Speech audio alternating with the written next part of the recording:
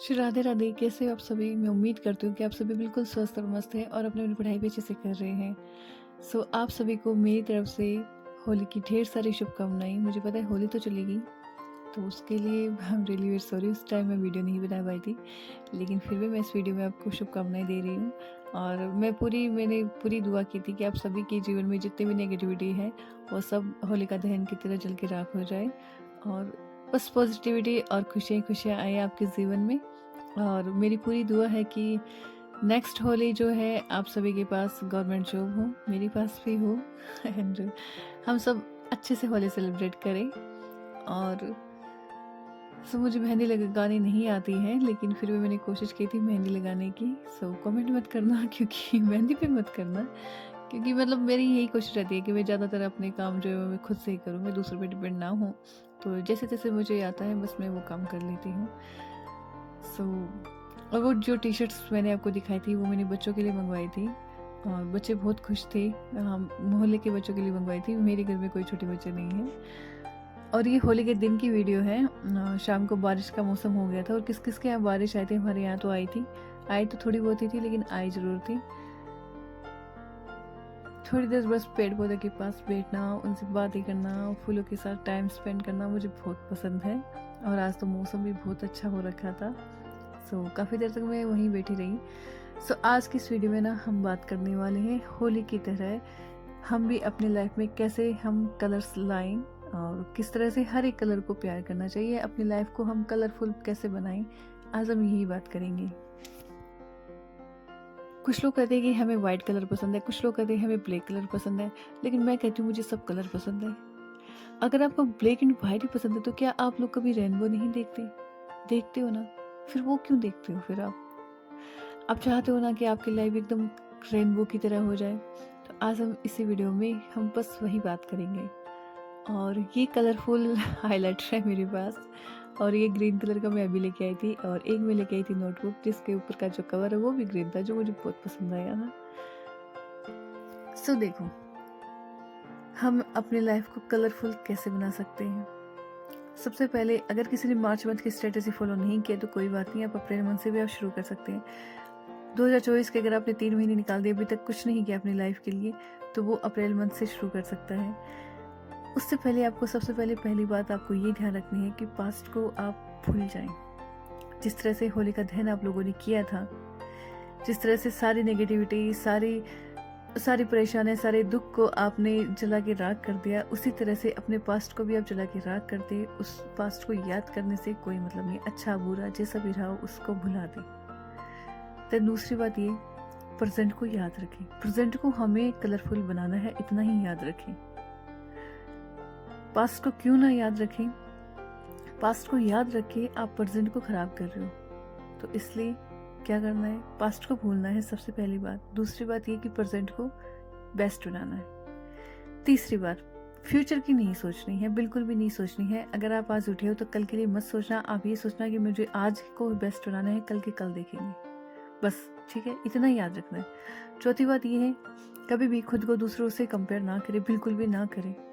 अगर मैं आप लोगों को कहती हूँ कि मैं 8 घंटे पढ़ाई करती हूँ, तो आप लोग अगर 6 घंटे भी पढ़ाई करते हैं तो अपने पे बिलीव रखें कि अगर श्री 8 घंटे पढ़ती है और मैं 6 घंटे पढ़ रहा हूँ, तो वो 6 घंटे मेरे लिए बेस्ट है।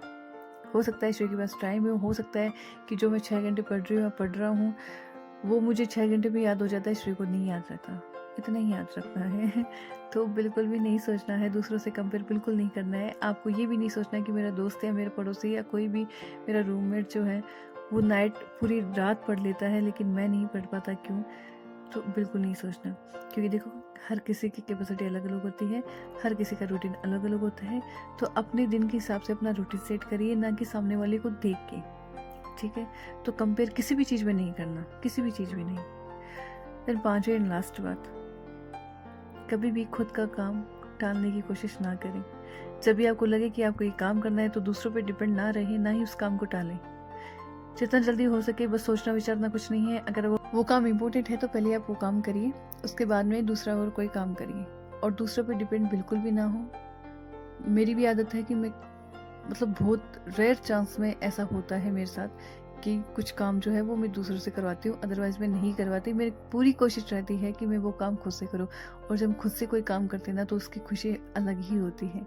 दूसरों से रिक्वेस्ट करनी पड़ती है, उसका एक दो कोई काम करना पड़ता है, फिर जाके हमारा काम होता है। तो इतनी इतनी आप मेहनत ही क्यों करते हो? इतनी मेहनत आप अपने काम में कर लो, उससे कम लगेगी, ठीक है?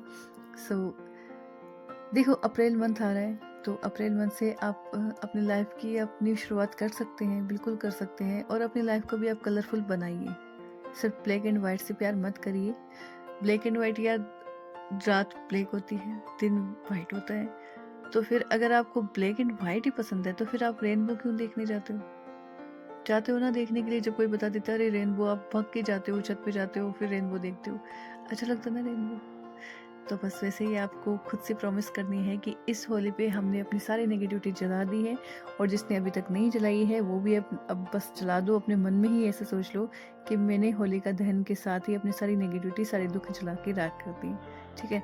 और अपनी लाइफ को बेस्ट बनाओ, क्योंकि लाइफ एक बार मिलती है, बार बार थोड़ी ना मिलती है। इसको बेस्ट क्यों नहीं बना लेते? बनाओ यार, आराम से बनाओ। सो आप लोगों के कुछ कमेंट्स के मैं जवाब दे देती हूँ। किसी ने मुझसे कहा कि अभी तक आपने पूरा मूक दिया है क्या? सो मैंने आपको पहले भी कहा था कि मैं पूरा मूक जो है वो अप्रैल मंथ में दूंगी, और जब मैं दूंगी तो बस की वीडियो ज़रूर मैं आपके साथ शेयर करूंगी। एंड दूसरी बात ये है कि आप लोग भी जब मूक दो ना, तो उसमें इतना याद रखना कि पहले से ही शुरू में ही मूक देना मत शुरू कर देना। जब तक आपको लगे कि हाँ, आपका जो 50% जो सिलेबस है वो कवर हो चुका है, उसके बाद में आपके अंदर थोड़ा सा बहुत कॉन्फिडेंस आया, तभी आप मूक देना शुरू करिए।